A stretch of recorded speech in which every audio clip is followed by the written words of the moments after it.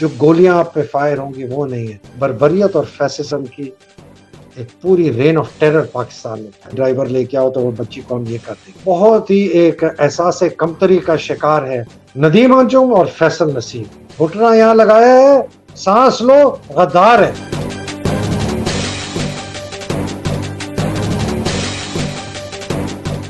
بسم اللہ الرحمن الرحیم. السلام علیکم پاکستان اور دیگر ممالک میں میرا پروگرام دیکھنے کا بہت بہت شکریہ. ناظرین، آپ کے کامنٹس کا بہت شکریہ، آپ کے کرٹیسزم کا بھی بہت شکریہ اور میرے پیٹرنز کا بھی بہت شکریہ. ناظرین، ایک پاکستان اپنے ایک ڈیفائننگ مومنٹ میں داخل ہو چکا ہے.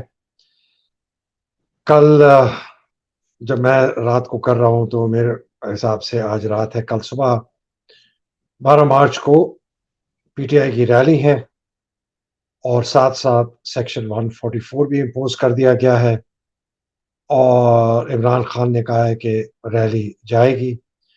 ریلی کا روٹ جو ہے وہ میچ سے، جو کرکٹ کا میچ ہے اس سے بالکل مختلف ہے. تو لگ یہ رہا ہے کہ کلیش ہوگا اور اس کے لیے آپ کو تیار ہونا ہے، اس لیے کہ یہ بھی سنا ہے کہ رینجرز کو بلا لیا گیا.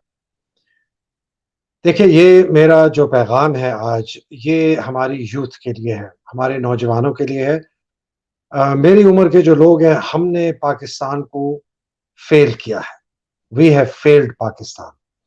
ہم جس امنگوں سے لوگوں نے سیکریفائسز دی تھی پاکستان کے لیے، ہم اس کو پورا نہ کر سکے اور ہم نے پاکستان کو ایک کالی گھاٹ میں دھکیل دیا. تو یہ میسج خاص طور پر میرا یوتھ کے لیے ہے کہ آپ کا فیوچر ہے، جو آج کے بعد حالات ہوں گے وہ ڈیفائن کریں گے کہ پاکستان کا فیوچر تابناک ہوگا یا پاکستان کا فیوچر بہت خوشگوار ہوگا. سب سے بڑا جو آپ نے قلعہ فتح کرنا ہے وہ اپنی خوف کا قلعہ ہے، جو خوف کا بھوت ہے، جو کہ یہ ایک قابض ٹولہ جس کے پیچھے طاقت ہماری فوج کی ہے، اس خوف کے بت کو آپ نے توڑنا ہے. میں بہت ٹھہر ٹھہر کے جان بوجھ کر یہ بات کر رہا ہوں کہ آپ کو پتا چلے کہ سب سے بڑا آپ کا جو قلعہ ہے وہ آپ کے اندر ہے، وہ باہر نہیں ہے. وہ باہر والی پولیس نہیں ہے، وہ رینجر جو آئیں گے وہ نہیں ہے، جو گولیاں آپ پہ فائر ہوں گی وہ نہیں ہے، وہ آپ کے اندر کا خوف ہے. اور یہ موقع پاکستان کی تاریخ میں بہت سالوں کے بعد آیا ہے کہ ایک مومنٹم بنا ہے، لوگوں میں ایک جوش اور ولولہ آیا ہے کہ ہم نے ایک نیا پاکستان، ایک اچھا پاکستان، ایک آزاد جمہوری پاکستان جس کے اندر رول آف لا وہ ہم نے قائم کرنا ہے. ضلع شاہ کا ویمانہ قتل جو ہے، میں اس کے متعلق زیادہ نہیں کروں گا، بہت آپ لوگ کہہ چکے ہیں. صرف اتنا کہنا ہے کہ اس کو قتل کیا گیا، بہت وحشیانہ طریقے سے قتل کیا گیا. حکومت نے قتل کیا، فوج کی طاقت، سپہ سالار کی طاقت اس کے پیچھے تھے، اس کی وجہ سے اس کو قتل کیا گیا. محسن نقوی، آئی جی عثمان، سی سی پی او اور آئی ایس آئی کے اندر ندیم انجم، فیصل نصیر، یہ اس کردار ہیں، بڑے کردار، 5 بڑے کردار جو اس قتل کے پیچھے ہیں. اس کو کور اپ کیا جا رہا ہے، آپ سب دیکھ رہے ہیں. مریم کی آڈیو بھی آپ نے دیکھی، وہ بھی ہوا بڑی زبردست. جناب ان دونوں نے اسی قسم کی ایک بے وقوفانہ پریس کانفرنس کی جس طرح ندیم انجم نے اور بابر افتخار نے کی تھی ارشد شریف کے جنازے کے دن. یہ ساری چیزیں آپ کے سامنے ہیں. میں تھوڑا سا ماضی قریب کو یاد دلانا چاہتا ہوں اور پھر کوئی ہمارا گزرا ہوا ماضی ہے کہ یہ ہم یہاں پہنچے کیسے.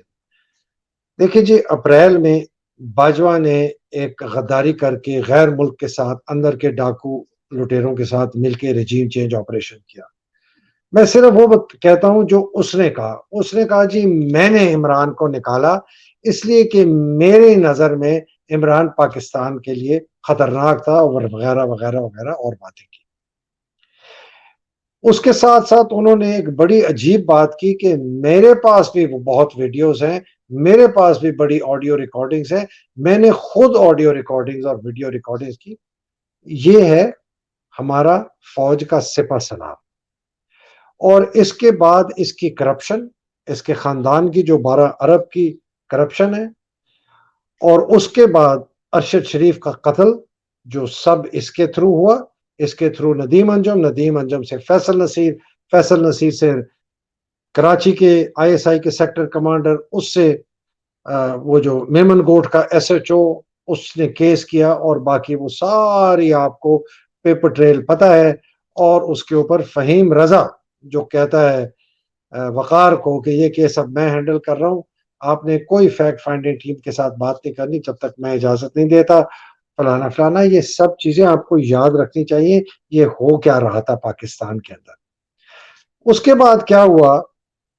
سواتی کا ٹارچر، گل کا ٹارچر، عمران ریاض خان کے ساتھ کیا ہوا، ایاز امیر کے ساتھ کیا ہوا، جمیل فاروقی کے ساتھ کیا ہوا، اور سمی ابراہیم کے ساتھ کیا ہوا، اور پتہ نہیں اور کتنے اور لوگوں کے ساتھ کیا ہوا.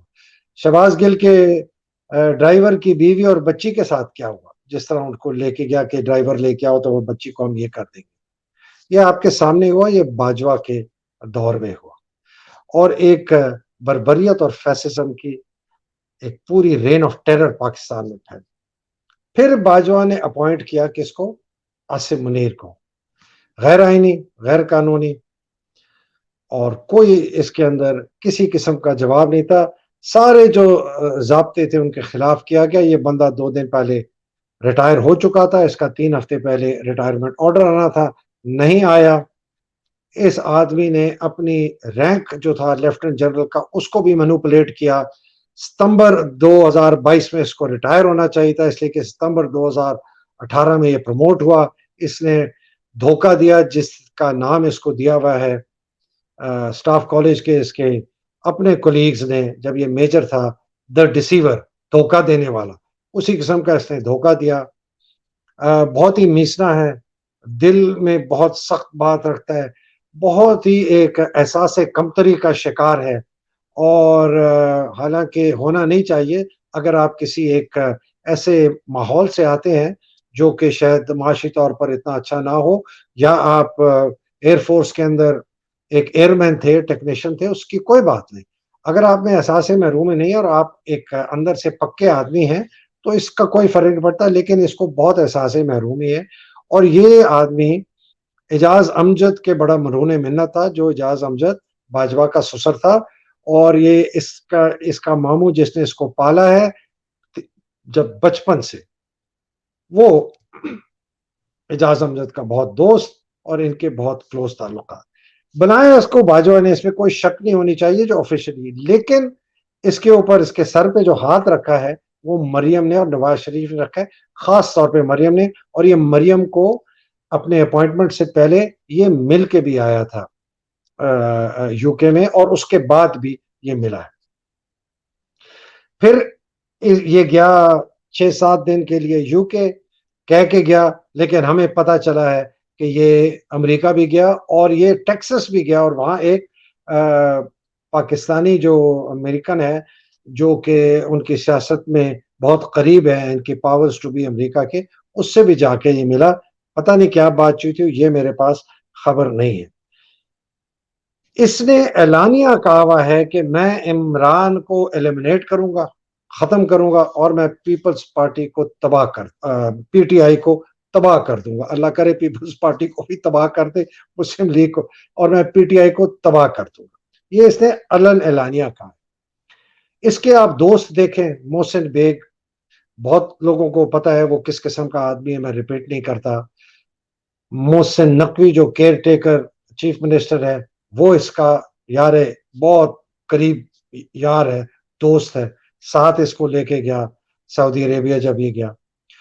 بہت ہیوجلی کمپرومائزڈ آدمی ہے. اس کے اوپر ایسی چیزیں ہیں جو کہ نواز شریف کو پتہ ہیں، مریم کو پتہ ہے، جس کی وجہ سے یہ بلیک میل بھی ہے اور کمپرومائز بھی ہے. اور مجھے بڑی ریسنٹلی خبر ملی ہے کل کہ فوج کے اندر یہ حاضر سروس بہت سینئر افسروں کے تھرو مجھے خبر ملی ہے کہ اس کے ماتحت جو جرنیل ہیں چند، ان کے پاس بھی وہی خبریں ہیں، جس کی وجہ سے یہ ان کے سامنے بھی کانا ہے، اور جس کے اندر سب سے سر فہرست نام ندیم انجم کا ہے، جس کو باجوہ نے اپوائنٹ کیا تھا D G I S I, اس کی بھی بات کرتا ہوں۔ اور دوسرا ہے فیصل نصیر۔ یہ دو جو ہیں ان کے پاس بہت مواد ہے، حالانکہ فیصل نصیر کے متعلق یہ بھی بات ایک عام ہے کہ اس نے اس کو چیف بنانے کے لیے بہت لابی کی تھی مریم کے ساتھ۔ اب جناب آخری بات ان کی یہ ہے کہ نواز شریف نے بھی کہہ دیا، رانا ثناء اللہ نے بھی کہہ دیا، سب نے کہہ دیا کہ بھائی تجھے تو ہم نے آرمی چیف بنا دیا، تیرا وعدہ ہم نے پورا کیا جو ہمارا تھا، اب تو نے جو وعدہ کیا تھا عمران کو ختم کرنے کا، اس کو جیل میں ڈالنے کا اور پی ٹی آئی کو تباہ کرنے کا، اس کو تو پورا کر۔ تو یہ آئیں بائیں شائیں کر رہے ہیں، انہوں نے کہا نہیں جی ایسی کوئی بات نہیں ہے، آپ کو کرنا پڑے گا۔ ندیم انجم اور فیصل نصیر یہ ٹولہ چلا آ رہا ہے باجوہ کے زمانے سے، یہ دو سب سے بڑے اہلکار ہیں اس پاکستان کے اندر جو بربریت اور رین آف ٹیرر کی لہر پھیلائی گئی ہے، یہ دو آدمی ہیں، ان کے نیچے سارے ہیں فہیم رضا اور راشد نصیر اور اعجاز وغیرہ، لیکن اصل میں یہ دو لوگ ہیں۔ اور اسی وجہ سے یہ ندیم انجم کو ہٹا بھی نہیں سکتا، اس لیے کہ اس کے ہاتھ میں اس کی گدڑ سنگی ہے اور وہ بہت طاقتور ہو چکا ہے۔ ان کی وجہ سے ساری جو یہ میں نے آپ کو بتایا قتل و غارت ہوئی، ارشد کا مرڈر اور ساری ٹارچر وغیرہ جو ہے، اور ضلع شاہ کا جو قتل ہے، میرے پاس ایویڈنس نہیں ہے، میرے پاس کوئی خبر بھی نہیں ہے، میرا اسیسمنٹ اور میرا ذہن کہتا ہے کہ اس کی ڈائریکٹ جو آرڈرز کی جگہ ہے، پوائنٹ جو کرتا ہے وہ فیصل نصیر کو کرتا ہے، اور جس کے اندر عاصم کو بھی پتا ہے اور ندیم کو بھی پتا ہے کہ کسی طریقے سے ایسا ایک حرکت کرو کہ پی ٹی آئی اگلی دفعہ جب الیکشن ریلی نکالے تو ان کے لوگ نہ آئے۔ تو سوال پھر وہ ہے کہ یہ ہم پہنچے کیسے؟ اس کے لیے جی میں آپ کو ایک سٹیٹسٹک دیتا ہوں، یہ آپ اپنے سامنے دیکھ رہے ہوں گے کہ پاکستان پر 1958 سے لے کر 2023 تک حکومت کس نے کی، اور پاکستان کی تباہی کا ذمہ دار کون ہے؟ فوج 34 سال حکومت کی، اس 64.5 سال اور 64.5 سال 64 ایئرس اینڈ 6 منتھس کے اندر فوج نے کی 64 سال، پیپلز پارٹی نے کی 15 سال، مسلم لیگ نواز نے کی 12 سال اور پی ٹی آئی نے کی 3.5 سال۔ اس پورے 64 سال اور 6 مہینوں میں 94.3%، مقصد کے 61 سال فوج، پیپلز پارٹی اور پی ٹی آئی، اور 5.7% مطلب کہ 3.5 سال کس نے کی؟ پی ٹی آئی نے۔ صرف اس کو دیکھتے ہوئے، باقی چھوڑ دیں کون تھا کون نہیں تھا، صرف اس کو دیکھتے ہوئے آپ مجھے بتائیں کہ پاکستان کی تباہی اور بربادی، اس کی غربت، اس کی کرپشن، اس کے سارے نظام، اس کے سارے اداروں کی تباہی اور بربادی کا ذمہ دار کون؟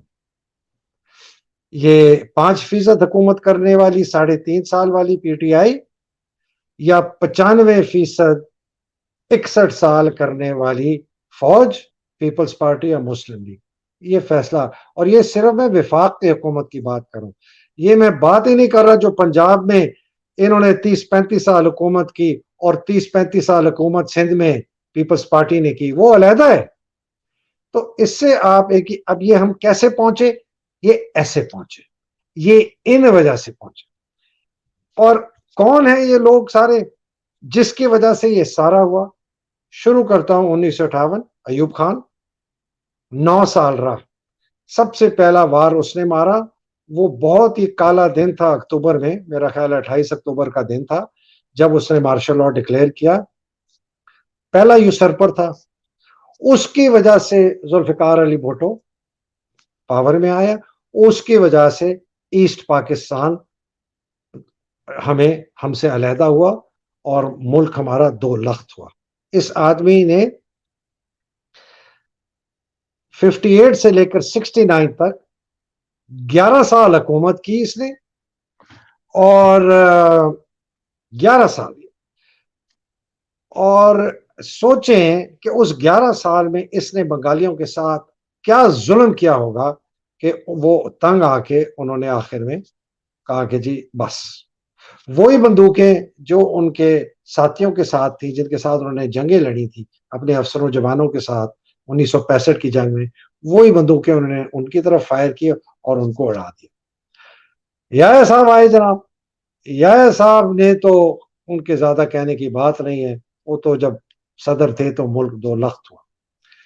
ضیاء جب آیا 12.5 سال حکومت کی، اس آدمی نے ہمیں شریفوں دیے، اس نے ہمیں ٹیررزم دی، اس نے ہمیں فرقہ واریت دی، اس نے ہمیں کلشنکوف کلچر دیا، اس نے ہمارا ڈرگ کلچر دیا، اور اس کی وجہ سے پاکستان کی ISI بہت زیادہ طاقتور ہوئی، جو کہ اس وقت ملک پر حکمرانی کرتی ہے فوج کے لیے۔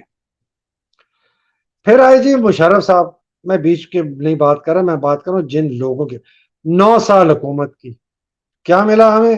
وار آن ٹیرر ملی، ٹیررزم ملی ہمیں، انہوں نے تحفے میں کیا چھوڑ کے گئے؟ ہمیں زرداری چھوڑ کے گئے، بلاول چھوڑ کے گئے۔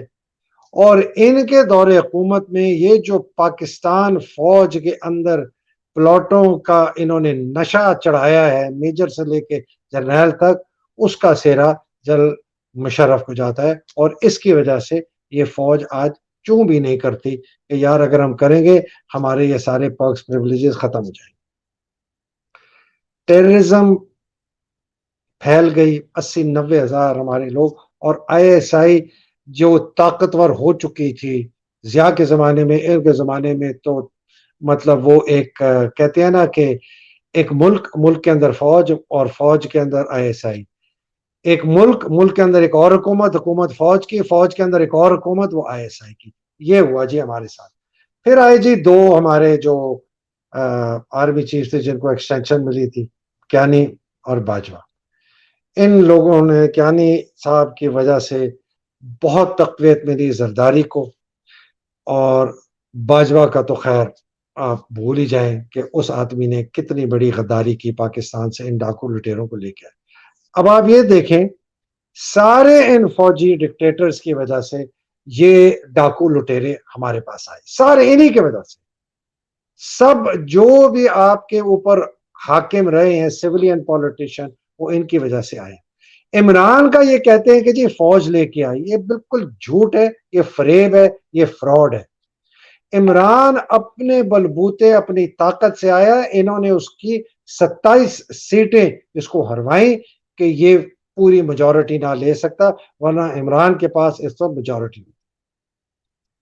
یہ اس وجہ سے، اس کا نتیجہ کیا ہوا؟ اس کا نتیجہ جو ہم کہتے ہیں نا ایلیٹ کیپچر، بدماشیا کا قبضہ، جس کے اندر پورے پاکستان کے اوپر، پورے پاکستان کے ریسورسز پہ، اس کے پیسے پہ، اس کے ہر انسٹیٹیوشن پہ قبضہ کیا فوجی جرنیلوں نے، ان کے ساتھ کرپٹ سیاستدانوں نے، بڑے کاروباریوں نے، اس کو ان کے ساتھ مل گئے کرپٹ بیوروکریسی، آپ کی کرپٹ عدلیہ، آپ کی کرپٹ یہ جو ملا سو جن کو کہتے ہیں، یہ مولوی تو نام بھی نہیں ان کو لینا چاہیے، یہ ان سب نے مل کے پاکستان کے اوپر قبضہ کیا، اور اپنے ساتھ اس ایک ستون کو تباہ کر دیا جس کا کام تھا کہ جیسے کہیں غلطی ہو تو وہ آواز اٹھائے میڈیا۔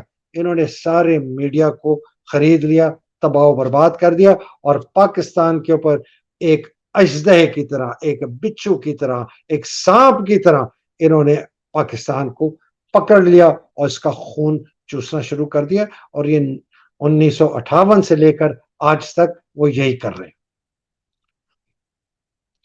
ISI اس میں ایک بہت ہی افسوس سے کہتا ہوں، جو ایجنسی جس نے ہمارا دفاع کرنا تھا ہمیں غیر ملکی دشمنوں سے اور اندر کے دشمنوں سے، وہ ہماری ہی دشمن بن گئی. اس نے ہر ملک کے ہر ادارے میں، پبلک سیکٹر میں بھی اور پرائیویٹ سیکٹر میں بھی، اپنا جو ایک ان کا ہاتھ تھا، ان کی ایک یہ جو ڈنگ مارتا ہے، اور ان کی جو ڈنگ تھی نا، انہوں نے ہر جگہ رکھ لیا. ان کے کہنے کے بغیر کوئی پاکستان میں ہل نہیں سکتا. آپ کا وزیر اعظم کے خلاف ایک اسیسینیشن اٹیمپٹ ہوتا ہے، اس کی اپنی حکومت ہوتے ہوئے وہ نہیں کرا سکتا ایف آئی آر رجسٹر. ہمیں سب پتا ہے ارشد شریف کو یہاں سے کس نے بھگایا، کیس اس کے خلاف کس نے کروائے، آئی ایس آئی نے کروائے. سب کہتے ہیں کہ وہ مرڈر ہوا ہے، اسیسینیٹ ہوا ہے. وہ یہ جو کیا کہتے ہیں مسٹیکن آئیڈینٹی نہیں ہے. ان کا اپنا وزیر دفاع کہتا ہے رانا صنعت، سب کو پتا ہے. کوئی انکوائری نہیں ہوئی. کسی نے یہ بھی نہیں پوچھا باجوہ سے، ندیم انجم سے، آصم کی بات کر رہا ہوں، باجوہ سے، ندیم انجم سے، فیصل نصیر سے، کہ یہ کون سے تمہارے آئی ایس آئی کے افسر تھے، ان کو کس نے کہا کہ اس کے خلاف کرو. 16 کیسز اس کے خلاف سیڈیشن کے لگائے. اس بیچارے کو ایک جس طرح ایک خرگوش کو پیچھے بھاگ بھاگ کے یہاں سے بگایا، پھر اس کو دبئی سے نکلوایا، پھر اس کو کینیا میں جا کے بے دردی سے اس کو ہلاک کیا.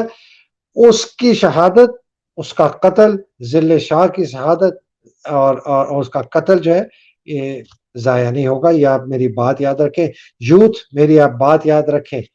یہ اسی طرح آپ لوگوں کے ساتھ بھی ہوگا. آج تو صرف 2 ہیں، کل 20 ہوں گے، 200، 2000، 20,000، اس طرح باقی ملکوں میں ہوتا ہے. اگر آپ اس بربریت کو، اس فیسزم کو، اس ڈکٹیٹرشپ کو اگر آپ اجازت دیں گے کہ یہ اور مضبوط ہو جائے. تو اس کا نتیجہ کیا ہوا پھر؟ نتیجہ یہ ہوا کہ پاکستان میں جو فوج ہے، جس کو میں بکسا نمبر 8 کہتا ہوں، اس نے قبضہ کر لیا پورے پاکستان پہ. پاکستان کے جو دو، اور کسی بھی ملک کے جو 2 بڑے ستون ہوتے ہیں، وہ ہوتی ہے عدلیہ، کہ وہ بچاتی ہے کہ رول آف لا ہو، اگر کوئی قانون توڑے اس کو قابو کرے، اور آپ کے الیکشن کا پروسیس، کہ جو لوگوں کی منشا ہے وہ ایک الیکشن کے تحت آپ کو، آپ کے سامنے لے کے آتی ہے ان لوگوں کو جو جن کو آپ اتھارٹی دیتے ہیں کہ آپ ہمارے بہاف پر حکومت چلائیں. ہمارا کانسٹیٹیوشن کہتا ہے کہ یہ لوگوں کی منشا ہے، جس سے وہ لوگوں کو الیکٹ کریں گے، دوسروں کو، جو ان کے بہاف پہ حکومت چلائے. یہ 2 جب ختم ہو گئے، عدلیہ ختم ہو گئی، رول آف لا نہیں رہا، اور آپ نے الیکشن پروسیس کو قبضہ کر لیا، اور اب یا تو مارشل لا لگائے یا اپنی مرضی کے سیاستدانوں کو جوڑ توڑ کرتے ہیں، تو باقی تو پھر بالکل ساری تباہی و بربادی ہو گئی. آپ کی پارلیمنٹ بے معنی ہو گئی، آپ کی ایگزیکٹو حکومت بے معنی ہوگی، آپ کی بیوروکریسی بے معنی ہوگی، آپ کی پولیس بے معنی ہوگی، آپ کی میڈیا بے معنی ہوگی، ان کو بھی خرید لیا. اور اس کا نتیجہ ہوا کہ انسانی حقوق ختم. آپ بات بھی نہیں کر سکتے. گھٹنا یہاں لگایا ہے، سانس لو، غدار ہے، سانس بھی نہیں لینے دیتے. اور کیا نتیجہ ہوا؟ تباہی، بربادی، کرپشن. غریب ہو گیا ملک، پورے آپ کے معیشت تباہ ہو گئی. کاروباری جو خاص تھے، جو اپنا صرف فائدہ اٹھاتے تھے، وہ بھی مل گئے ان کے ساتھ، اپنے لیے فائدہ اٹھاتے ہیں. 2.6 کھرب روپے کی مراحت لیتے ہیں. فوج کے اوپر 26% آپ کا سالانہ بجٹ خرچ ہوتا ہے. تقریباً 50% آپ کو آپ کی ادائیگی کرنی پڑتی ہے، آپ کے ادھار کی جو بیرون ملک آپ نے لیے ہوئے. اس میں سے آدھا جو ہے وہ فوج کے لیے ادھار لیا جاتا ہے. تو اگر آپ یہ دیکھیں تو فوج تقریباً آپ کی 49% جو آپ کی ایلوکیشن ہے یہ فوج کے حصے میں جاتی ہے. اب یہ سوچیں آپ کا اینیول بجٹ کا 49% فوج لیتی ہے، یا تو ڈائریکٹ لیتی ہے جس کے اندر ان کی پینشنیں بھی شامل ہیں، یا وہ حصہ جو کہ ہمارا ملک ہمیں واپس کرنا پڑتا ہے ادھار کا، وہ بھی آدھا حصہ فوج کے پاس. تو کیا ہوا؟ تعلیمی نظام ختم، آپ کے ہسپتال، ڈاکٹر، ہیلتھ کیئر کا نظام تباہ ہو گیا. آپ کے اندر جو سائنس اور ٹیکنالوجی، سب کچھ ختم ہو گیا. آپ کے اندر فنون لطیفہ ختم ہو گیا، ہر چیز ختم ہو گئی. اور یہ جو آپ آج دیکھ رہے ہیں پورا ملک ایک ایسا ملک ہے جو افغانستان سے بھی کمزور ہو چکا ہے. یہ سوچیں، یہ نیوکلیر پاور ہے، افغانستان سے بھی کمزور ہو چکا ہے. افغانستان کی کرنسی ہمارے سے 3 گنا زیادہ طاقتور ہے، ان کے پاس ہمارے سے زیادہ فارن ایکسچینج ریزرو ہے. آپ کی طرف کوئی دیکھتا نہیں ہے، آپ کو کوئی پیسے دینے کے لیے تیار نہیں ہے. آئی ایم ایف نے آپ کی ناک رگڑوا رہا ہے، اسحاق ڈار کی جو کہتا تھا نہیں آتے تو نہ آئے. یہ ہو گیا ہے پاکستان کی. یہ میرے نوجوان، میرے بھائیوں، میرے بہنوں، میری بیٹے، میری بیٹیوں، یہ سنو، یہ پاکستان میں 1958 سے لے کے 2023 تک 61 سال جو حکومت فوج پیپلز پارٹی پی ایم ایل این نے کیے، یہ آپ کو لا کے کھڑا کر دیا. یہ ٹارچر آپ پاکستان میں کھل کے بات کر سکتے ہیں؟ آپ کسی کے میرے جیسے بندے کو آپ پاکستان میں آؤں میں زندہ رہ سکتا ہوں؟ مجھے بتائیں. یہ پاکستان پہ آپ کو یہ پاکستان انہوں نے. تو اب کیا ہے جی؟ آپ کے پاس کوئی پیسہ نہیں، آپ بینکرپٹ ہو چکے ہیں، آپ کو کوئی پیسہ دینے کے لیے تیار. سعودی عربیہ $5 بلین بینک اکاؤنٹ میں ترکی کے ڈال دیے کہ جی آپ کے یہاں زلزلہ آیا، ذرا ان کو ٹھیک کر لو. مجھے تو نہیں پتا کہ انہوں نے شاید ہمیں 50 ملین بھی دیے ہوں ہمارے جو سیلاب آئے ہیں اس کے لیے. بہت مہنگائی، کمر توڑ مہنگائی ہو گئی، سب آپ دیکھ رہے ہیں.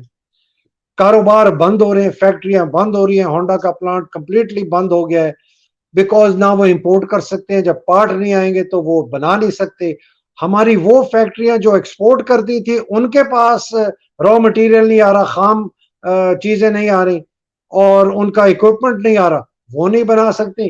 تو آپ کی امپورٹ بھی بند ہو گئی اور آپ کی ایکسپورٹ بھی بند ہو گئی. اگر مجھے آپ بتائیں کاروبار آپ کا ٹھپ ہو گیا، اس سے جو یہ کروڑا بندہ بے روزگار ہو رہا ہے جو روز ہوتے جا رہا ہے، تو مجھے کل بتائیں ٹیکس کون دے گا؟ ٹیکس ہے ہی نہیں. جب کاروبار ہی نہیں چل رہا، کوئی لوگ پیسہ ہی نہیں کما رہے، نوکریاں ہیں ہی نہیں، تو ٹیکس کیسے دیں گے؟ تو یہ کیا کریں گے؟ بیکاز ان کے پاس تو پیسہ ہے نہیں. فوج کی پینشن ہے ہی نہیں، گورنمنٹ سرونٹس کی پینشن ہے ہی نہیں. ایک جگہ 400 ارب ہے، ایک جگہ 350 ارب ہے، 750 ارب پیسہ ہے ہی نہیں. تو کیسے دیں گے؟ نوٹ چھاپیں گے. نوٹ چھاپیں گے. آپ کی جو یہ مہنگائی ہے یہ آج سے 8-10 گنا بڑھ جائے گی. ابھی تو کچھ بھی نہیں ہے. اور آپ کا جو روپیہ ہے وہ کاغذ، رتی کے کاغذ کے برابر ہوگا، جس طرح جرمنی میں ہوا تھا پہلی جنگ عظیم کے بعد. ردی وہ لوگ بکسوں میں لے کے جاتے تھے، ایک یہ اپنا ڈبل روٹی لینے کے لیے بکسوں میں، باسکٹس میں کرنسی لے کے جاتے تھے. یہ ہوگا، یہ میں آپ کو بتا رہا ہوں، ڈرا نہیں، یہ تو فیکٹ ہے آپ کے سامنے. نوجوانوں، آپ کا کوئی فیوچر نہیں ہے اس والے پاکستان میں، کوئی فیوچر نہیں ہے اگر یہ پاکستان اسی طرح چلتا رہا.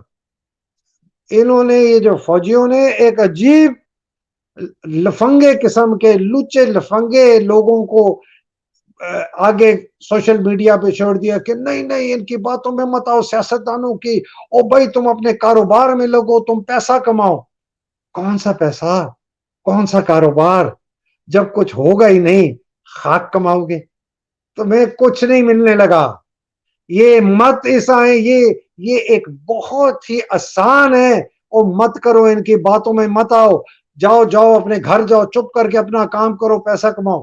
یہ اس معاشروں کا یہ مشورہ ہوتا ہے جو بک چکے ہوتے ہیں کہ مت کھڑے ہو.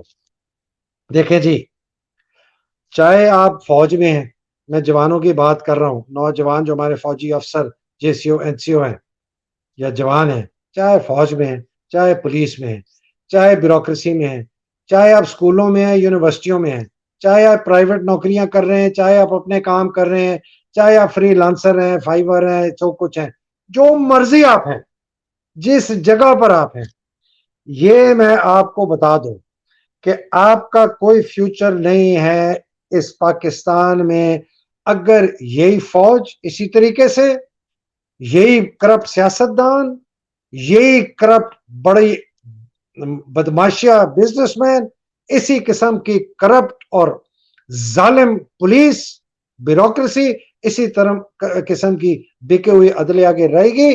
یہ تو آپ نے ابھی کچھ دیکھا ہی نہیں ہے جو آگے آپ کے ساتھ چلے گا. یہ کوئی فیوچر نہیں ہے اگر آپ نے اس وقت یہ فیصلہ نہیں کیا کہ ہم نے پاکستان کو واپس لینا ہے. آپ کا صرف اور صرف ایک ہدف ہونا چاہیے کہ پاکستان میں فری اینڈ فیئر الیکشن ہو. یہ ایک ہدف ہے.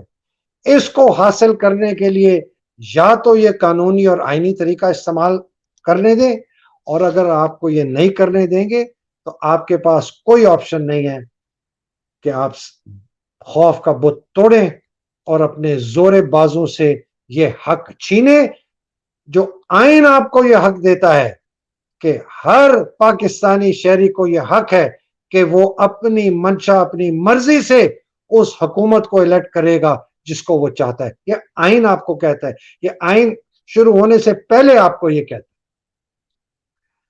اگر یہ ہو گیا تو رول آف لا آئے گا کہ کوئی اپنی طاقت کو مس یوز نہ کرے، ابیوز نہ کرے.